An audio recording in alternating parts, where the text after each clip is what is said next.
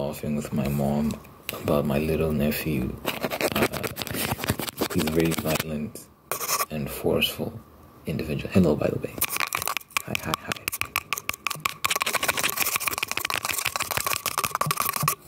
I hope you're well. Hope you're well. Hope you're swell. Hope you're wavy. Hope you're gravy. Hope you're doing good.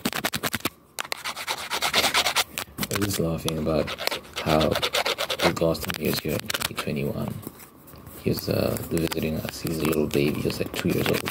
But he's big. He walks on his 2 feet. He's very tall. For a child, he's very tall. For a baby, he's very tall. I think he could open doors and stuff. It was actually crazy. And he would try and force his way into my room constantly, and I had to keep my door closed. I don't think he could reach the handle, but he could come very close to reaching the handle, and he was constantly trying to open my door. And I was just laughing with my mom about how he's gotten older since then, and I might have, if he ever visits again, I might have to get a gun. Just to fend him off, dude. Because, you know, babies, they can't speak English, they can't speak anything. They speak in their baby language, but when he's back next time, because he can speak now, he's gonna be saying, open the door, open. He's got a deep voice as well. No, he doesn't have a deep voice. He has a baby voice, but it's weird because he's big. You see this big kid with this baby voice, it's like, what's going on here? But yeah, he's very like forceful and aggressive, very violent. My niece was here with us. She's like 13 or 14. At the time she was 13, 14, and he was terrorizing her. He made her cry. I think he threw something at her and it hit her, and she wanted to cry. You could see her face, like she wanted to cry, but she held it back. I was laughing down like, this kid is tired. You know, with little kids, you have to, with boys in particular, little boys, if you don't socialize them and rein that in quickly, they're going to maintain those behaviors into adulthood. Then they're more likely to go to prison and so on and so forth. Like, that's an actual that's been established in research literature. Like, young boys in particular are very rambunctious, and if you don't socialize them quickly enough, they develop antisocial behaviors well into adulthood, and it becomes ingrained in their behavioral patterns, and they're more likely to go to prison and stuff like that. So it's very, very important to tame them, because if you don't, you're gonna find little girls are more peaceful in general. My mom was chaotic though. My mom was all over the place when she was young. But anyway, I wanted to talk about oh wait, let me close my window. Yesterday I posted on my community tab. First of all, actually, yesterday's video, I was talking about marriage, birth rates, so on and so forth. And it got me thinking about the woman who might be...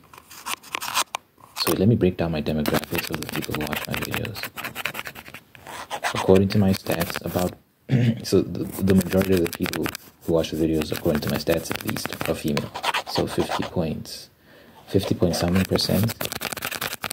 I'm not sure how that breaks down into like the daily videos, because I've got one video that's been, well, I guess like at 70-something thousand views now. So maybe that's what's influencing those particular stats, because that is when the female audience started to increase. So I'm not sure how many girls watch the daily videos, but I'm sure, you know, a significant portion of the audience in the daily videos is female. So it made me think about, so then there's that, right? And then age-wise, the majority of the people are 18 to 24, and then, so that's like 40-something percent, I think. And then 25 to like 30, I can't remember exactly. I think 25 to 30 something is like 20-something percent. So there's a large contingent of my audience that, of my female audience that is like maybe in the 30s and above. And I was thinking, I'm talking about birth rate, I'm talking about marriage, I'm talking about how your chances of getting married and having kids decrease as you get older.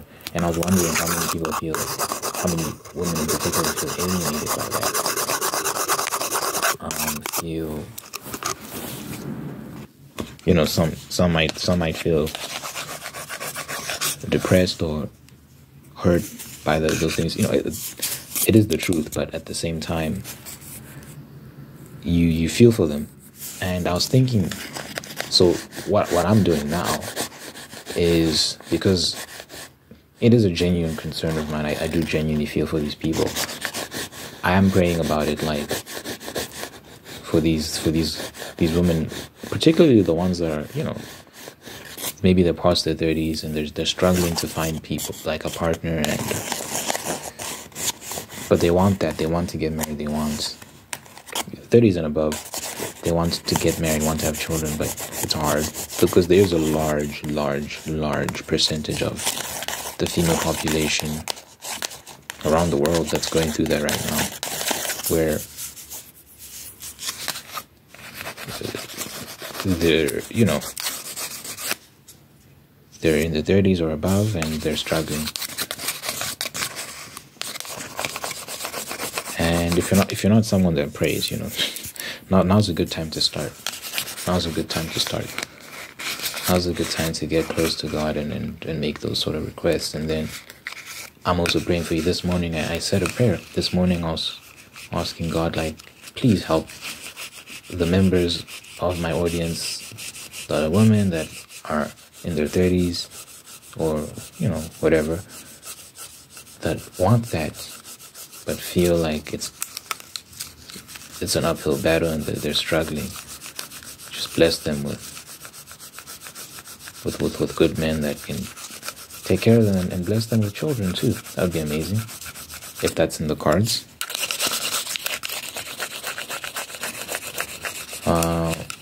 And you can pray with me if you're in that bracket, if you're within that category.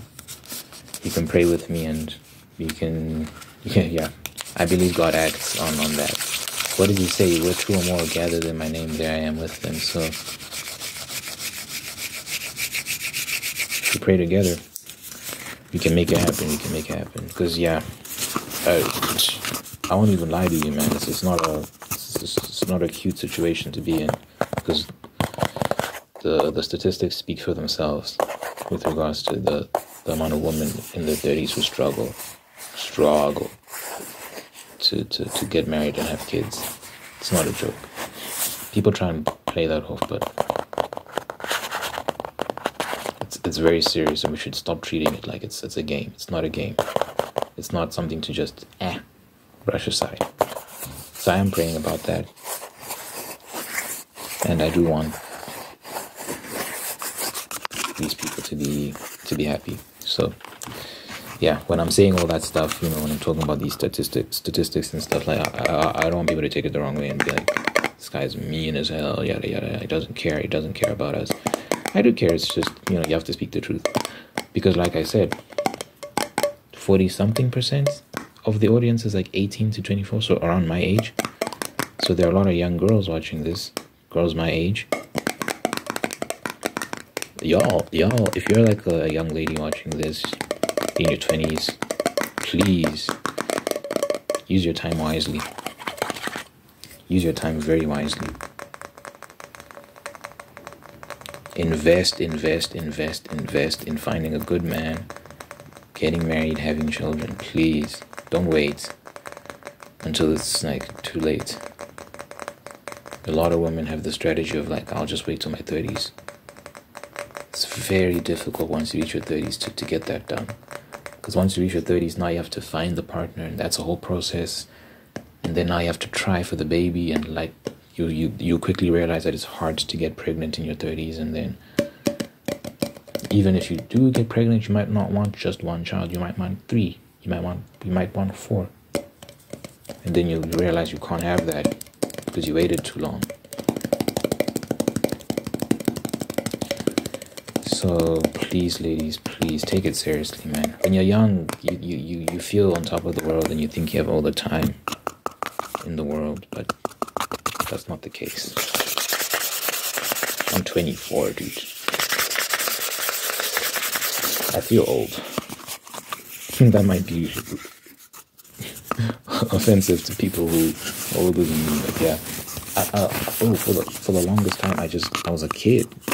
Now I'm not. Now I'm 24. It's crazy. It's crazy how that works. Anyway,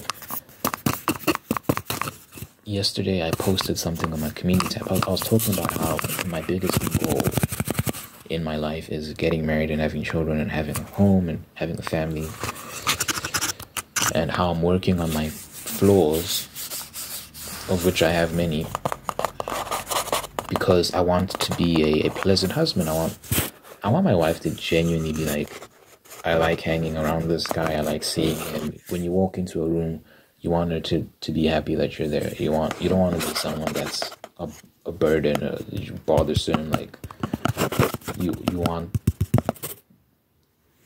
her to love you, but you also want her to like you. You want her to genuinely be like, I enjoy spending time with this guy. So I'm working on my flaws and stuff. But anyway, that post when I specifically talked about how marriage is my biggest goal and having a family, a few people commented. One of them in particular said like, I don't think this is healthy, yada yada yada. It got me thinking. Okay, so let's say let's say you have an issue with my biggest goal being marriage, and that's the thing I believe will make me happy and will sustain me in my life, sustain my happiness throughout my life. If that's not the case, what's the alternative? I'm genuinely curious. Like, what is the thing you should be striving toward? What is it that's gonna make you happy? What is it that's gonna fulfill you? Yourself? Are you gonna make yourself happy? You hear this new age thinking and philosophy where it's like your happiness is within you and whatnot. What does that even mean? How do you make yourself happy?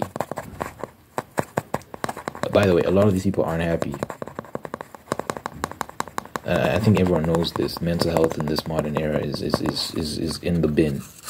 It's in the dumps. A lot of these people are not mentally healthy. They're not mentally well. There's a huge deficit in happiness and all that sort of stuff. But what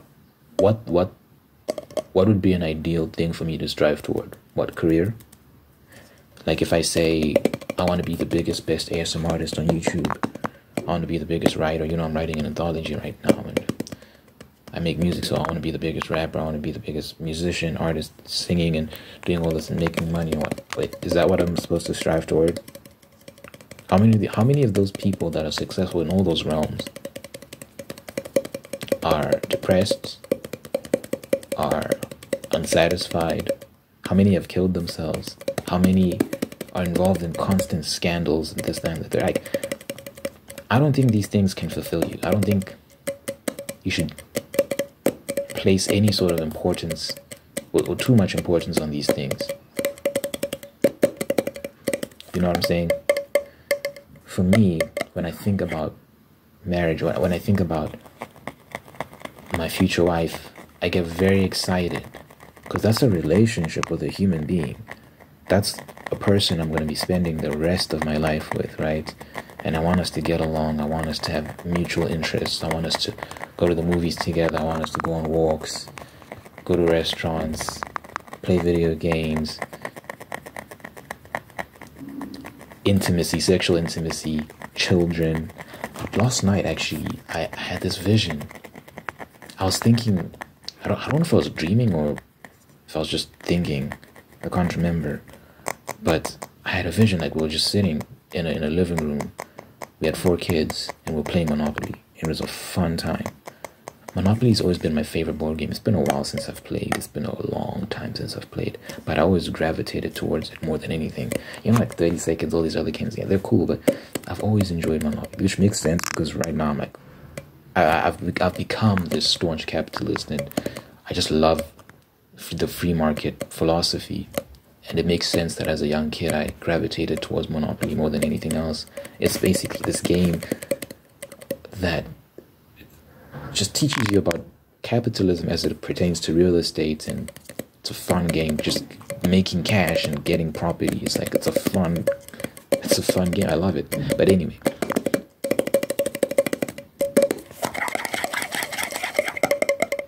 I just had this vision that I was just with my family, and there were 6 of us, my wife, me, and my 4 kids, our 4 kids, and we were playing, and we were laughing, having a fun time.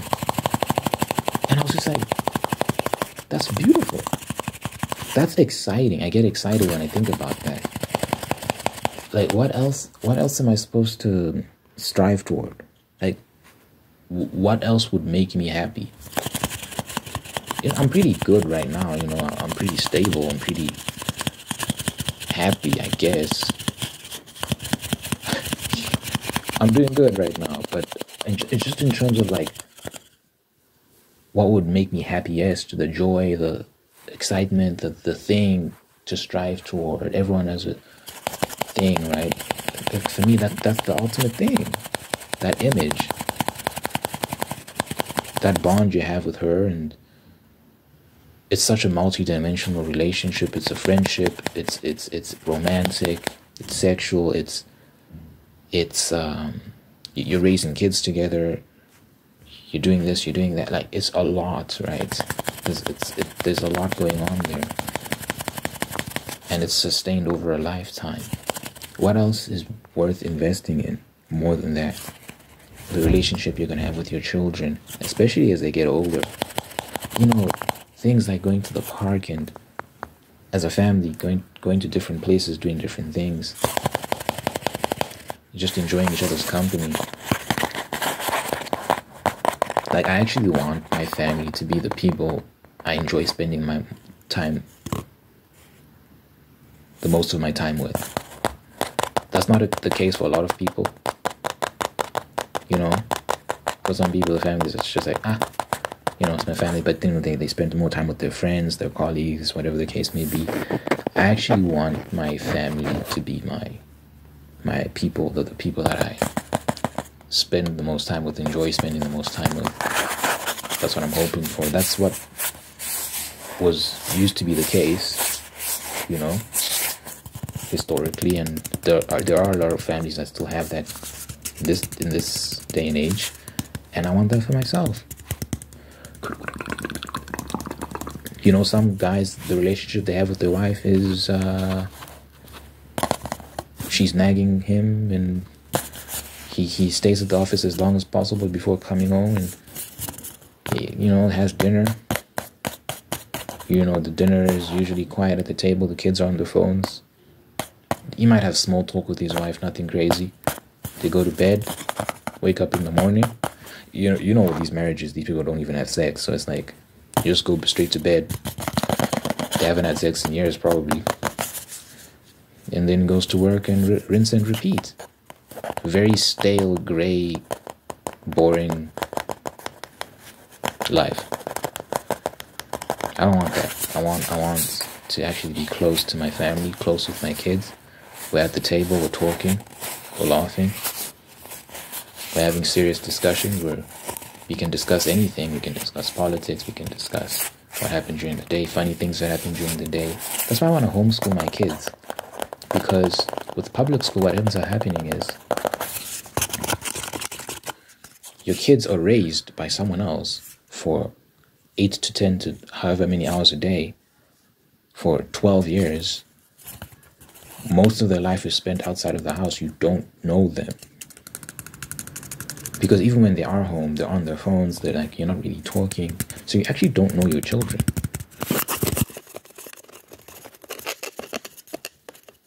I don't want that. I want to know my kids. I want to spend time with my kids. So that's why I want them to be homeschooled. Yeah. That's why I want a woman that's willing to homeschool the kids, to be there with them and raise them. And that's how you establish a cohesive family unit. We're strong. We have a strong bond that can't be broken. No one can come between us. But the moment you start letting the government in there, or whatever institution, even if it's in a private school, it doesn't matter. Now it's like it's not just you. It's you and Mrs. So-and-so from the school. And this, nah, I'm cool. I'm cool with all that.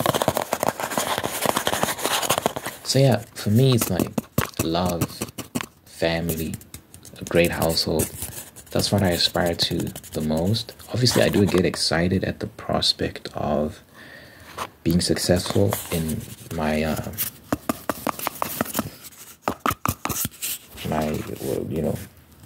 career, whether it be this channel, whether it be my writing, whether it be my music, or anything I'm doing.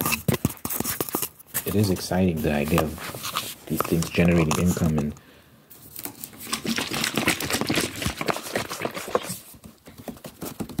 doing well for me. By the way, my mom made this concoction. It's like cloves and cinnamon and something else. Apparently it strengthens your hair. My hair breaks a lot. This hair breaks a lot when I'm washing it and stuff, and it's a lot to deal with. But apparently, and it's very like, I think black hair in general is very impressionable. It takes the shape of whatever you place on it, so it's like, it's very annoying. So if you wear like hats and stuff, your hair is going to just press down, and then you have to kind of pluck it again, and so it can stand up, and it's annoying. That's why like I don't like wearing headphones in public. I try to avoid wearing headphones in public when I've done my hair up. You know, like your hair is nice and neat. When you wear headphones, you're gonna see the shape of the band on the impression of the band. So you see this, it's gonna press into, and like you're gonna have this hair that's out, but then in the middle, like around here, there's gonna just be this impression in the shape of this arch here. It's annoying. The struggles of black hair that they don't tell you about. So I don't like wearing headphones in public just because of that. Like when your hair is all nice and neat, then you wear the headphones and it gets messed up. When you have white hair, that's straight hair. It's not just white hair, it's like a lot of people have straight hair, but when you have that sort of hair, you don't have to worry about that. Maybe earbuds would be a solution. I like headphones more than earbuds. But yeah, in public, I guess earbuds would be the solution. Anyway, that was a tangent. What was I even talking about? Damn, I lost my train of thought. I got distracted like a little squirrel. I saw this bottle and it made me change topics. I was talking about relationships, family, homeschooling, government shouldn't separate you, da da da. What the hell? Where was I going with that? Anyway, so yeah, like,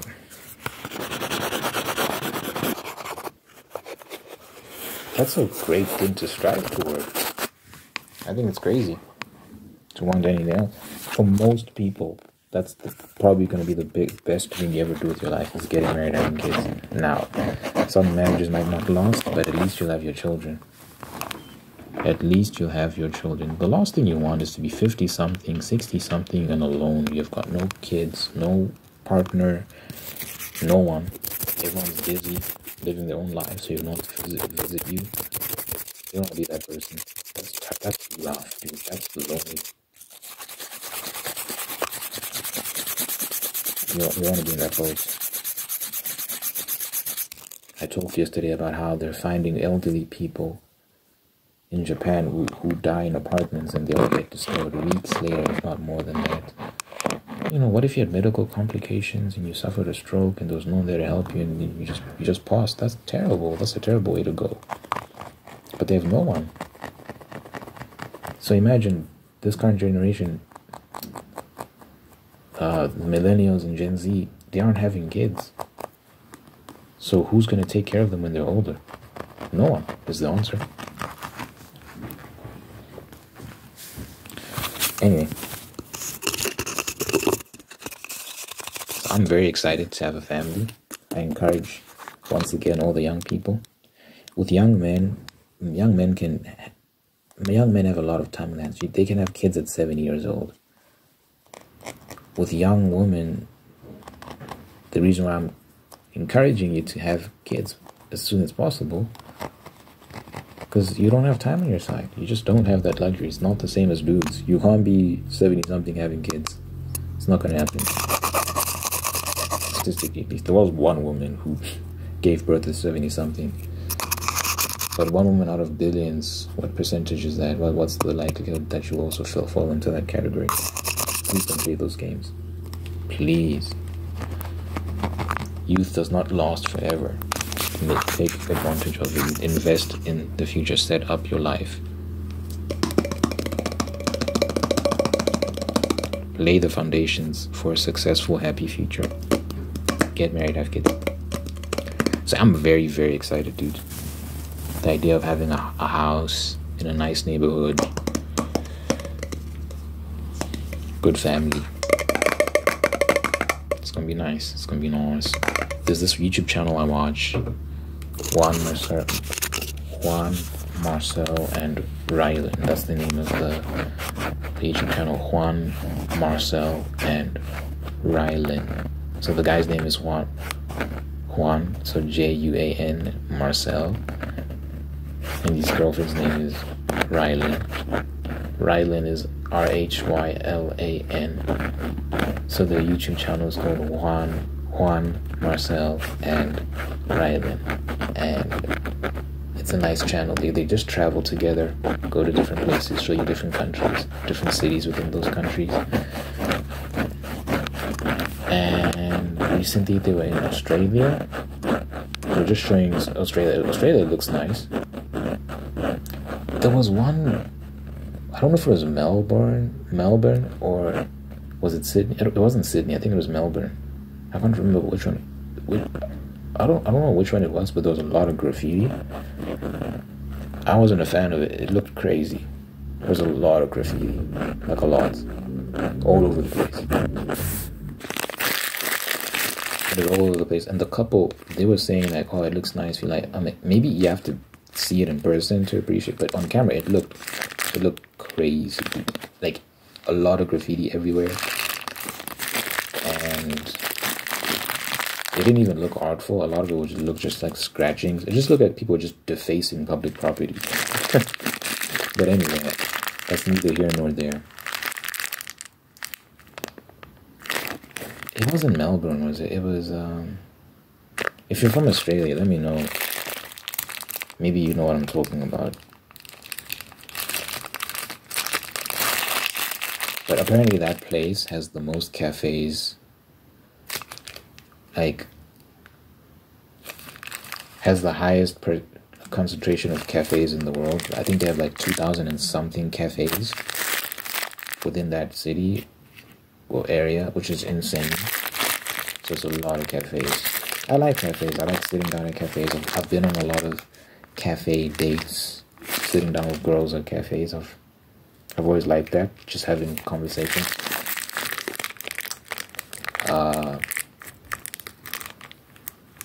Anyway, this couple, it's nice to see them being young and in love, and I think they're engaged now. I personally would have gotten married first before doing all that traveling around, because you know they're probably sleeping together and stuff. I would have preferred to get married first. It's more romantic to say you're traveling with your wife. Yeah, I know. So anyway, I like seeing it. It's so nice watching their channel because you get the sense that their love is genuine. I'm always suspicious of people who always film everything, like just film their entire lives. you wonder is like how much of this is a performance. But you know, I think with them, like, I do have moments where I'm suspicious. I'm just naturally critical. But with them, you get the sense that, you know, I think these people are legit. I think they're genuinely in love.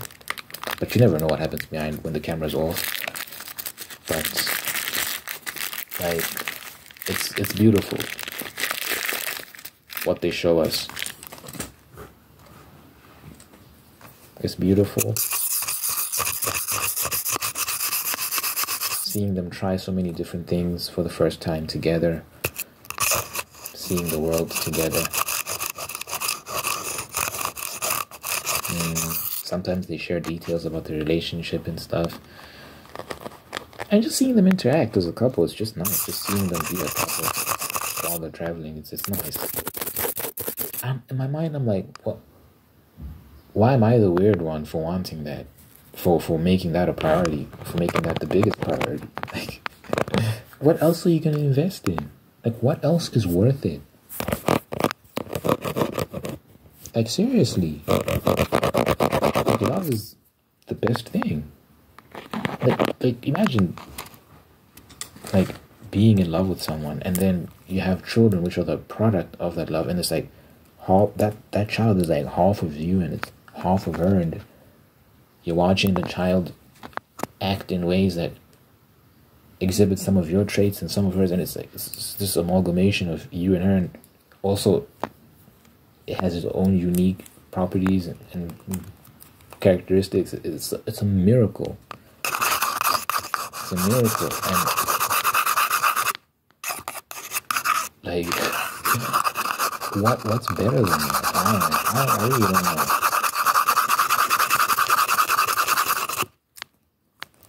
And you know, people say different strokes for different folks. Guys, no, like, people, you should not miss out on that.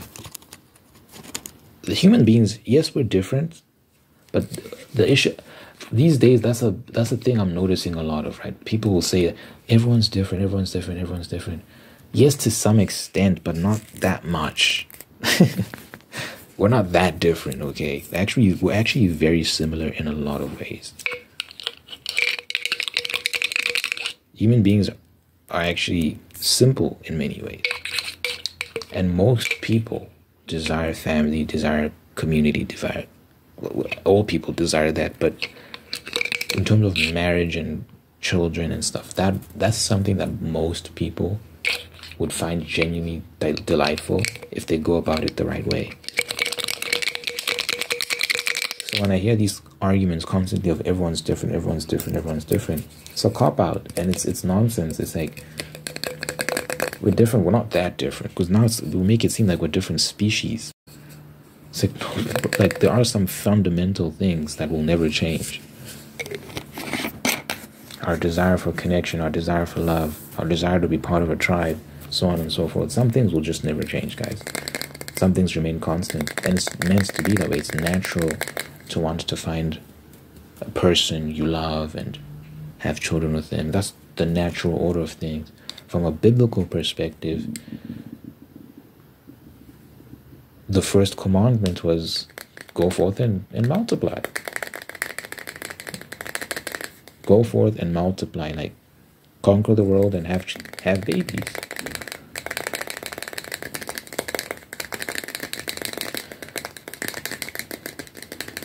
It's not rocket science, people. People keep trying to complicate things. That's the thing I don't like about this modern era. Everything is so complicated. Everything is up for debates. People are so confused, bro. You can't give a simple answer for anything.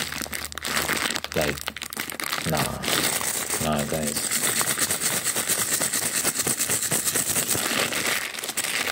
So yeah, I for one am I'm extremely excited for marriage.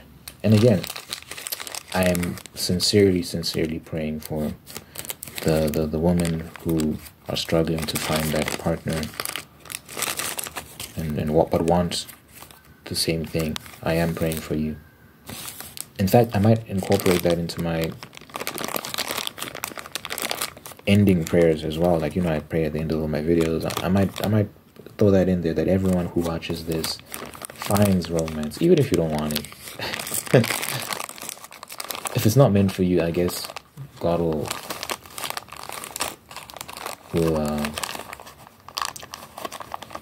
act accordingly. But some of you just, you don't realize that when you get older, you're going to want someone by your side who can keep you company. You're going to want that. And marriage is the best way to have that. People don't realize, couples, because people talk about divorce rates a lot, what they don't realize is that people who aren't married split more than people who are married. So it's not like if you avoid marriage, you're just going to avoid breaking up with people. Because I think that's what people think. They think, I'm just going to avoid marriage and just be with someone. I don't want the government involved. I don't want these institutions. I don't want all this social pressure and whatnot. And maybe they think that therefore their relationship will last longer because of that. But all you're doing is removing any sort of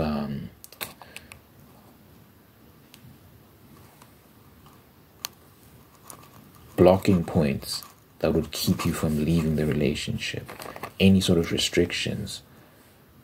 So at this, you can just leave whenever you want to leave, without any real repercussions or without any real strong ties keeping you there. With marriage, it places this boundary around you.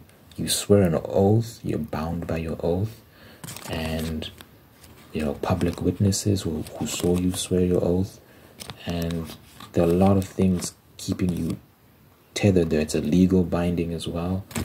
There are a lot of things keeping you in that marriage, so that if you try to leave, it's very difficult to do so. In these modern, undefined, loose booty relationships, it's very easy to leave, and people leave. So people like talking about divorce rates. We should talk about breakup rates. Well, it's hard to track those because they're not in any sort of system. You'd have to do like surveys or something like that, but you know, so it's hard to tell. But people have been trying to track, and what they've found is that people in these more casual relationships, or like people who are in relationships but not married, they break up more than people who are married. Obviously, there's nothing keeping you there. So, but why did I even make that point? What was I trying to say? What is my larger point? I don't even know, dude. Maybe I should just pray and get out of here, because I'm all over the place now. Oh, so I'm gonna pray for the people. I'm gonna pray for everyone to find love and find marriage, and it is what it is. Yeah, let me pray and get out of here, because I have nothing else to say. Let me know what you think in the comments. If you made it this far, drop a wedding ring emoji. Drop a wedding ring emoji if you made it this far. Thank you for watching. It's 39 minutes. Probably gonna be 40 by the time I'm done. Thank you for watching for this long. Drop a wedding ring emoji if you made it this far. Oh, one thing I am doing, by the way, because my poetry anthology, I'm around 39 poems right now. I'm about to reach 40. The goal is to reach 50. I'm gonna start fasting just until 12 p.m. Nothing crazy, because you know, fasting can be brutal sometimes. I'm gonna start fasting and praying that this anthology does well. That, you know, like I said earlier in some other video, it would be nice if I cross 100 sales at least, but I'd like to go beyond that. Whatever the Lord can bless me with, and, you know, get 1,000, 2,000. You never know. You never know. But I'm just praying that I get blessed with this anthology, that it does well. So everyone, when that is out, please support it. Please get that. I'd really appreciate anyone who buys that and reads it and gives me feedback. Even if it's just purchase it just to show support, even if you're not into reading poetry. That would be great too. But yeah, I really want that to be successful. I want to develop a career in poetry and writing in general. So I'm just going to fast for a week and just pray for that to be successful. So pray for me as well, and support me when it's out. I really appreciate everyone who does so. So yeah, drop a wedding ring emoji. Let me pray and get out of here. Dear Father God, thank you for this individual watching us right now. Thank you for making them whole and unique and guiding them on a path towards peace, prosperity, and purpose. Peace, prosperity, and purpose. Thank you for blessing this person with wonderful people in their life who love them, take care of them, bring the absolute best out of them. And thank you for maintaining the ones that are there. Thank you for blessing this person with love in their life, with a marriage partner who will always be there for them and keep them company. Thank you for blessing this person with the spirit of gratitude so they can give thanks for wonderful things in their life.